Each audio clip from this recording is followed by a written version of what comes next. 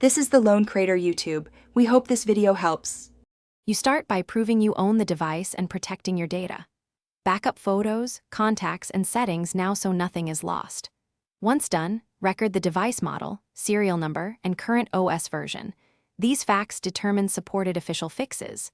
Make sure you can sign in to the linked account and have proof of purchase available. Service centers often require it. These actions let you pursue legitimate solutions without risking data loss or warranty violations. Next, pursue only sanctioned fixes through the operating system and manufacturer tools.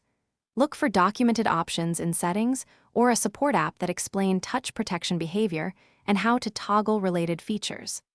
Apply official firmware and OS updates, rebooting after each one, because many touch issues resolve through patches. If a setting exists under accessibility or security, use it.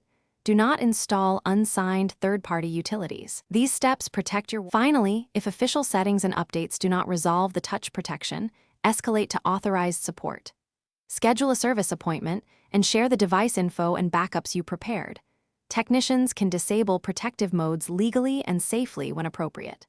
Once the repair or configuration change is complete, verify touch behavior across apps and screens. If issues remain, request documented diagnostics or a second opinion from the manufacturer. Troubleshooting tip: never use unauthorized tools or instructions that ask.